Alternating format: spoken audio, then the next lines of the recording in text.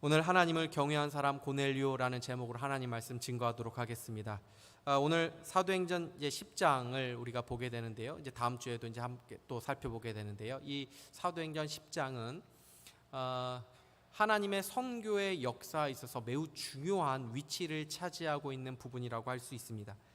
바로 고넬료라고 하는 이방인이 사도 베드로를 통해서 복음을 듣고 최초로 이방인으로 회심한 이야기가 나오기 때문에 그렇습니다. 물론 우리가 사도행전을 그전에도 살펴보았지만 이 빌립 집사님을 통해서 에디오피아 내시가 복음을 듣고 또 세례를 받은 이야기도 나왔고, 또 그 외에도 이 사도행전을 보면은 많은 이방인들이 복음을 들었다고 하는 것들이 암시된 이야기들이 있습니다.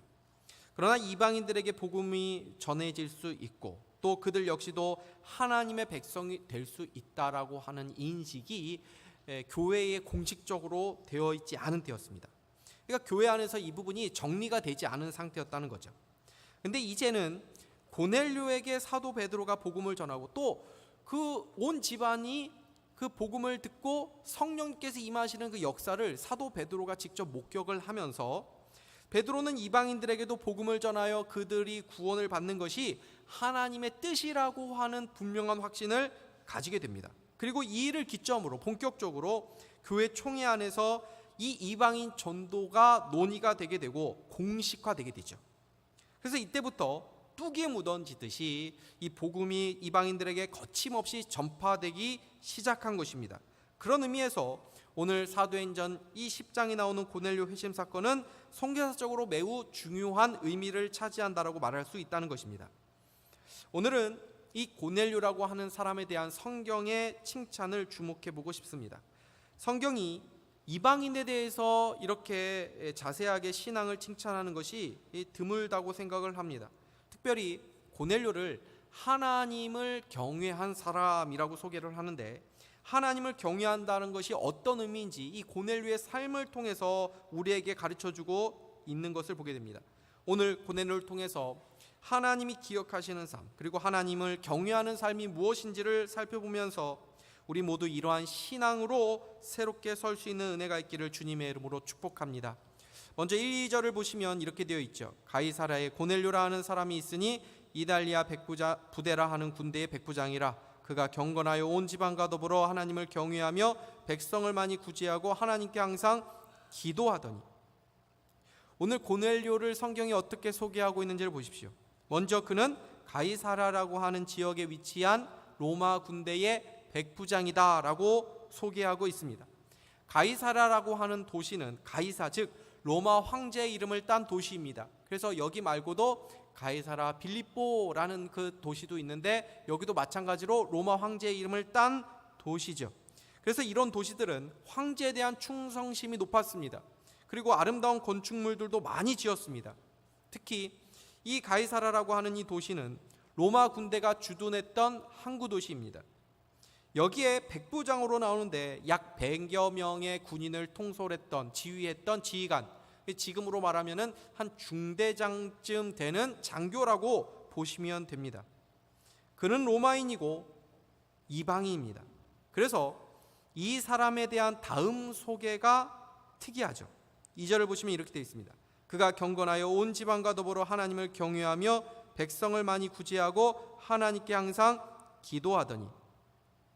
여러분, 1절에서는 세상에서 그가 가졌던 어떤 위치, 그가 했던 일들, 직업, 세상의 이름표들이죠. 그런데 2절에는 그의 신앙과 삶이 소개되어 나옵니다. 여러분, 어떤 소개가 더 중요하죠?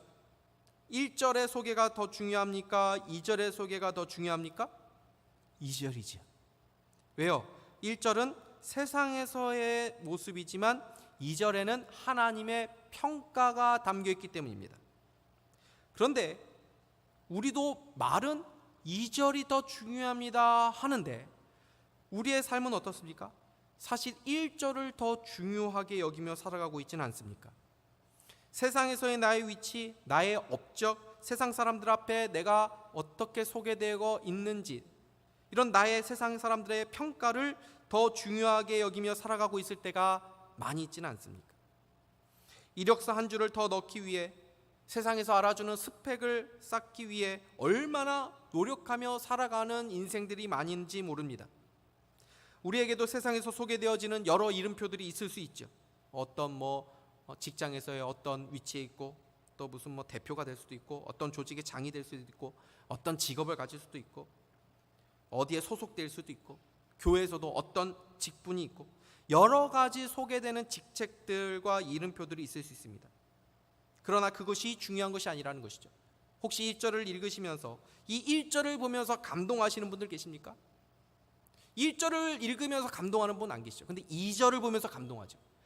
마찬가지입니다. 사람들도 1절을 보면서 우리의 어떤 세상에서의 어떤 업적인지 어떤 위치를 보고 그거 보면서 감동하는 사람 어디 있습니까? 2절에서 감동하는 것입니다. 하나님도 1절이 아니라 2절을 중요하게 보신다는 거죠. 고넬료에 대한 하나님의 평가가 무엇입니까? 그가 하나님을 경외하는 사람이었다는 것입니다. 나중에 고넬료가 자신의 하인들을 베드로에게 보내게 되는데, 그 하인들이 베드로에게 자신의 주인에 대해서 어떻게 소개하고 있는지 보십시오. 22절 보십시오. 그들이 대답하되 백부장 고넬료는 의인이요 하나님을 경외하는 사람이라 유대 온 족속이 칭찬하더니 그가 거룩한 천사의 지시를 받아 당신을 그 집으로 청하여 말을 드리려 하느니라 한데, 경외하는 사람이라는 거죠.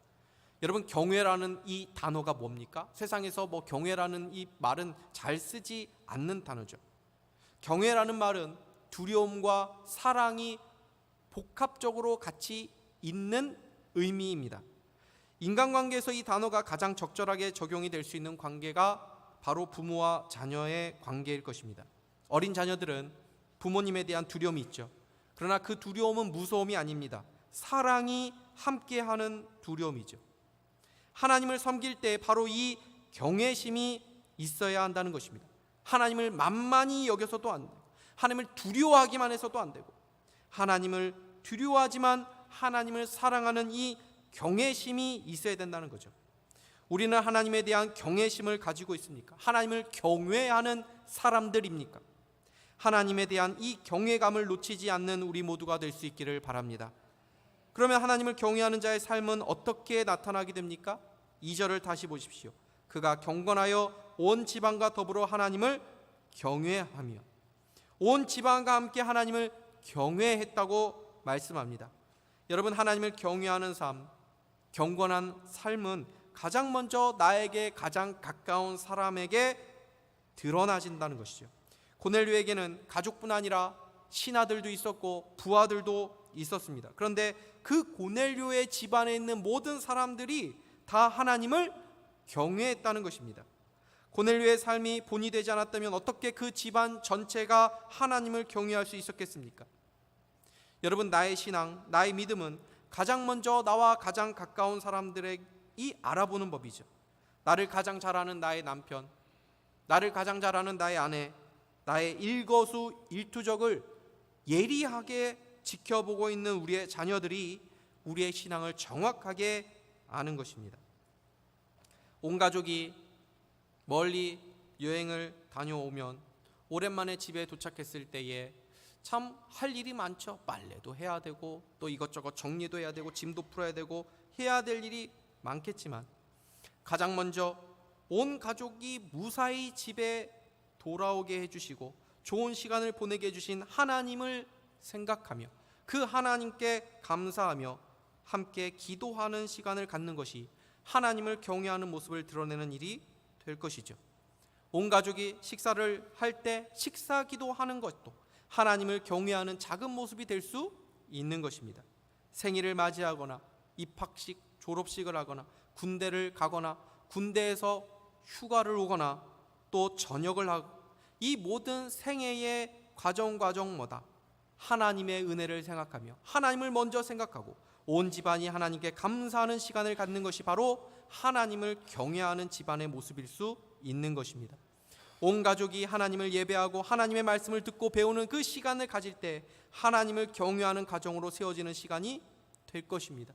우리가 하나님을 경외하는 모습을 나타내며 우리의 자녀들과 우리의 온 가정이 하나님을 경외하는 은혜가 있기를 주님의 이름으로 축복합니다. 두 번째로, 고넬료는 그의 집안뿐 아니라 그가 거주했던 지역의 사람들에게 은혜를 베푸는 삶을 살았습니다. 그가 경건하여 온 지방과 더불어 하나님을 경외하며, 그 다음 뭡니까? 백성을 많이 구제하고. 여러분, 로마 백부장이면 유대 땅의 나름대로 권력자 아닙니까? 그러면 얼마든지 피지배국의 이 백성들을 착취하고 무시하고 자기의 권력을 휘두르며 살 수 있는 거 아닙니까? 지금도 직업군인들은 이 근무지가 바뀌기도 한다고 하는데, 그 당시에 얼마나 근무해야 되는지는 알 수 없지만 거기도 언제 떠날 알 수 없는 그 근무지 아닙니까? 그러면 대충 지내자가 가도 됩니다. 아니, 지배국의 장교라고 하면은 그냥 한몫 챙기고자 하는 그 심산으로 그렇게 지낼 수도 있었을 것입니다. 그러나 그는 오히려 피지배국의 백성들, 가난한 자들에게 자비를 베풀어 주었다는 것입니다. 왜요? 그가 하나님을 경외하는 자였기 때문입니다. 야고보서 1장 27절은 이렇게 말씀합니다. 우리 같이 한번 읽어보겠습니다. 시작. 하나님 아버지 앞에서 정결하고 더러움이 없는 경건은 곧 고아와 과부를 그 환난 중에 돌보고 또 자기를 지켜 새 속에 물들지 아니하는 그것이니라. 아멘. 하나님을 경외하는 사람들은 약자들에 대한 태도가 다르다는 것이죠. 강한 사람 앞에서 약하고, 약한 사람들 앞에서 강한 것이 아니라, 힘이 있는 사람 앞에서나 약한 사람 앞에서나, 갑의 위치에 있는 사람이나 을의 위치에 있는 사람 앞에서나, 많이 배운 사람 앞에서나 못 배운 사람 앞에서나, 많은 것을 가진 사람 앞에서나 그렇지 못한 사람 앞에서나 사람을 차별하지 않고 한결같이 대하는 사람이 경건한 사람이라는 것입니다. 고넬료가 바로 그런 경건의 사람이었다는 것이죠. 나중에 베드로를 청해서 고넬료의 집에 이 베드로가 도착했을 때에, 이때 베드로에게 보인 이 고넬료의 자세를 우리가 볼 수 있습니다. 베드로는 세상적으로 볼 때 대단한 인물이 아니죠. 오히려 세상적으로 보면 고넬료가 훨씬 더 높은 위치에 있는 사람이 아니었겠습니까? 그런데 고넬료가 베드로 발 앞에 절을 하는 모습을 보입니다. 우리나라가 예전에 일본의 지배를 받았었죠. 그때 만약에 일반 서민 앞에서 일본 군대 장교가 그 발 앞에 절을 한다면 얼마나 놀라운 일입니까? 고넬료가 베드로 앞에 절을 한 이유는 베드로를 높이기 위한 게 아니죠. 베드로가 하나님이 보낸 자였기 때문입니다. 고넬료는 베드로 앞이 아니라 하나님 앞에 있다고 하는 이 의식이 있었던 거죠. 33절을 보십시오. 내가 곧 당신에게 사람을 보내었는데 오셨으니 잘하였나이다. 이제 우리는 주께서 당신에게 명하신 모든 것을 듣고자 하여 다 하나님 앞에 있나이다. 여러분, 지금 이 시간 우리가 지금 누구 앞에 있는 것입니까? 저와 여러분 모두가 다 하나님 앞에 있다는 것을 기억할 수 있게 바랍니다. 저도 말씀을 전하지만 하나님 앞에서 제가 전하고 있는 이 말씀이 하나님의 말씀이기 때문에 저 역시도 이 말씀을 듣는 것이죠. 모두가 이 시간 하나님 앞에 서 있는 것입니다. 고넬료는 언제나 하나님 앞이라고 하는 의식이 있었기 때문에 누구 앞에서나 어디에서나 상황에 따라 다르게 행동하지 않고 한결같을 수 있었던 것입니다. 이것이 바로 경건의 모습이라는 것입니다. 세 번째로 그는 하나님께 항상 기도하는 사람이었다고 성경은 평가합니다. 그가 경건하여 온 지방과 더불어 하나님을 경외하며 백성을 많이 구제하고 하나님께 항상 기도하더니. 항상 기도했다는 것은 그가 습관적인 기도의 패턴을 가지고 있었다는 것입니다. 그래서 고넬료가 제9시쯤에 기도했다고 나오죠. 3절을 보십시오. 하루는 제9시쯤 되어 환상 중에 밝히 보임에 하나님의 사자가 들어와 이르되 고넬료야 하니, 제9시는 오후 3시쯤을 말하는 것입니다. 유대인들은 하루 3번 기도했는데 오전 9시, 정오, 그 다음에 오후 3시입니다. 그리고 이 3시는 특별히 저녁 번제를 드리는 시간입니다. 이때 고넬료가 기도했다는 것을 보여주죠. 여러분, 기도는 삶과 연결되어 있습니다. 기도 따로, 삶 따로가 아닙니다. 예배도 마찬가지죠. 예배와 삶이 구분되어 있지 않습니다. 우리의 삶과 예배가 함께하는 것입니다. 하나님은 우리의 기도를 들으시는 분입니다. 우리의 예배를 받아주시는 분입니다. 그러나 하나님께 받지 않으시는 기도와 예배가 있다라고 말씀을 합니다. 이사야 1장 10절에서 13절 말씀 보십시오.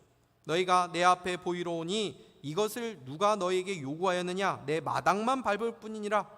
헛된 재물을 다시 가져오지 말라. 분향은 내가 가증히 여기는 바요, 월삭과 안식일과 대회로 모이는 것도 그러하니 성회와 아울러 악을 행하는 것을 내가 견디지 못하겠노라.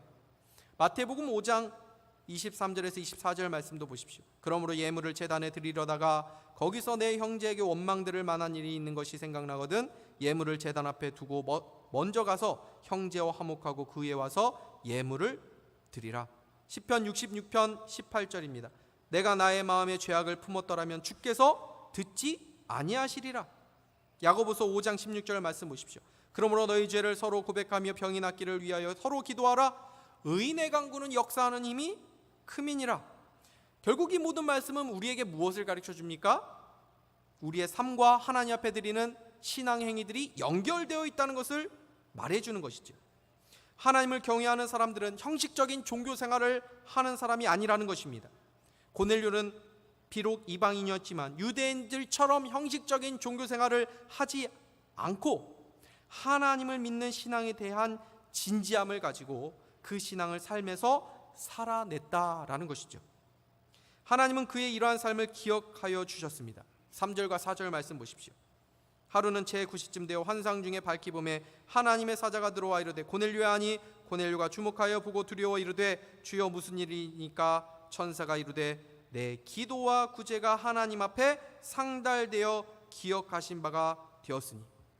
여기서 상달되어 기억하신 바 되었다는 이 표현은 이스라엘 백성들이 제사를 드릴 때 이 제사를 하나님께서, 이 제물을 하나님께서 기쁘게 받아주셨다라고 하는 그 의미가 담겨있는 표현이었다는 것입니다.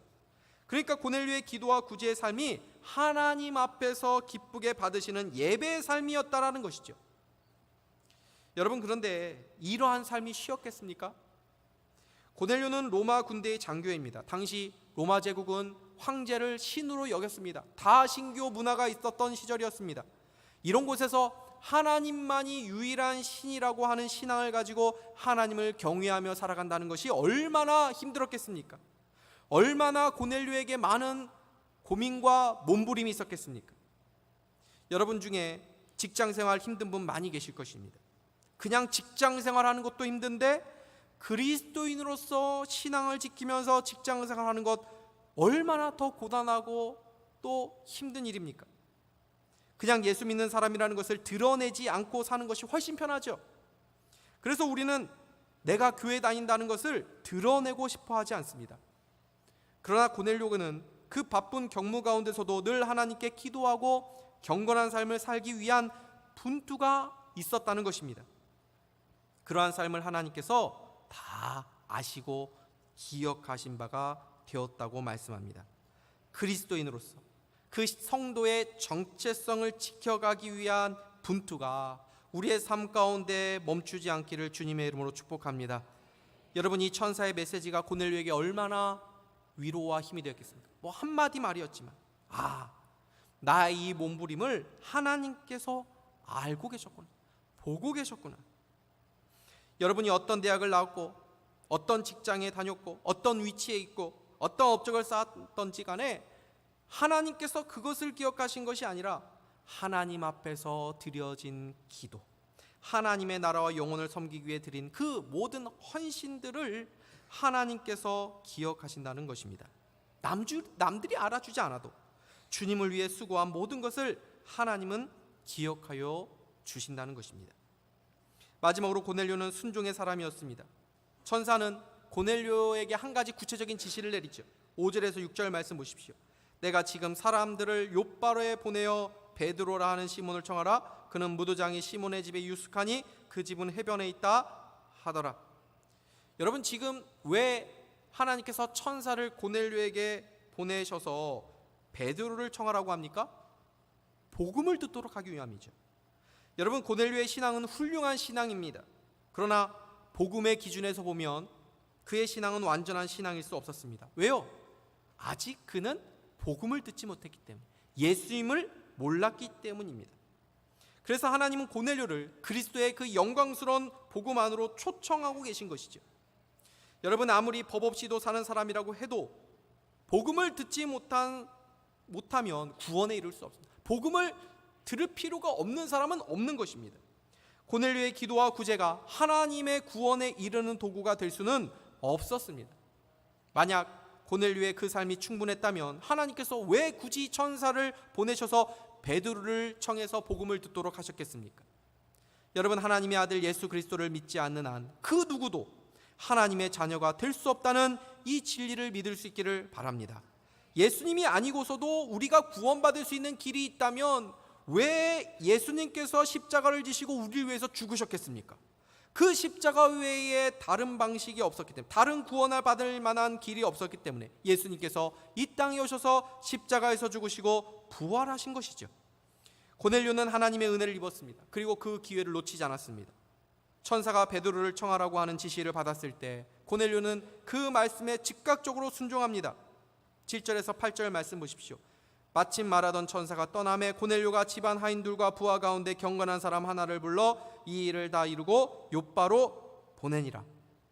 마침 말하던 천사가 떠나매라는 말이 조금 부자연스러울 수 있는데, 이것을 좀 쉬운 번역으로 바꾸면 말하던 천사가 떠나자마자라는 뜻입니다. 고넬료는 천사가 떠나자마자 즉시로 무엇을 했습니까? 천사가 지시한 것을 이행했죠. 하인과 부하를 불러다가 자초지종을 말하면서 베드로에게 보낸 것입니다. 사도행전 10장을 다음 주에도 살펴보겠지만, 이 사도행전 10장에 자주 나오는 표현 중에 하나가 뭐냐면 이튿날이라는 표현입니다. 9절 보십시오. 이튿날 그들이 길을 가다가 그 성에 가까이 갔을 그때에 베드로가 기도하려고 지붕에 올라가니 그 시각은 제6시더라. 지금 고넬료가 하인과 부하 한 사람을 보내었을 때가 언제입니까? 최소한 고넬료가 기도했던 시간이 3시니까, 그때 천사가 나타나서 지시했으니까 오후 3시 이후죠. 지금 베드로가 어디 있냐면 욥바에 있습니다. 그러니까 욥바에서 가이사랴까지는 약 60km 정도 되는 거리입니다. 성인이 나름대로 빨리 건다고 해도 10시간은 걸리는 거리입니다. 그러니까 사실 바로 당일날 베드로에게 도착하기 힘들겠죠. 그러니까 그 이튿날 도착한 것입니다. 그리고 23절에도 이튿날이라고 되어 있고 24절에도 이튿날이라고 되어 있습니다. 그러니까 이튿날이라는 이 표현은 시간을 미루지 않고 바로바로 움직였다는 것을 보여주는 것입니다. 지금 고넬료와 베드로의 만남은 하나님의 성도의 큰 족적이 남는 사건입니다. 근데 여기서 중요한 것이 무엇입니까? 순종이라는 것입니다. 하나님의 역사는 우리의 순종을 통해 이루어진다는 사실을 기억할 수 있기를 바랍니다. 우리의 구원이 어떻게 성취됐습니까? 십자가에서 죽으시기까지 예수님의 아름다운 그 순종이 하나님의 구원의 역사를 이룬 것이죠. 사실 천사가 베드로를 청하라고 했을 때 고넬료가 그 말씀에 순종하는 것은 쉬운 일이 아니었습니다. 고넬료는 유대교를 잘 아는 사람이었습니다. 나중에 베드로가 고넬료의 집에 왔을 때도 베드로가 뭐라고 말합니까? 28절 보십시오. 이르되 유대인으로서 이방인과 교제하며 가까이 하는 것이 위법인 줄을 너희도 알거니와. 고넬료에게 말하는 거예요. 너도 알지? 이거 위법이라는 거. 고넬료는 유대인과 이방인이 함께 교제할 수 없다는 것을 이미 알고 있었다는 것입니다.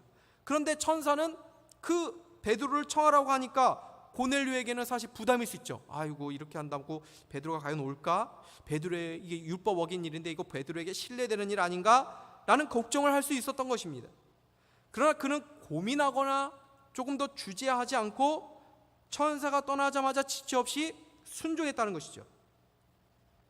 고넬료는 기도 가운데 하나님 말씀을 들었습니다. 그리고 그 말씀에 순종합니다. 그리고 그가 순종했을 때 하나님의 역사가 일어나게 되죠.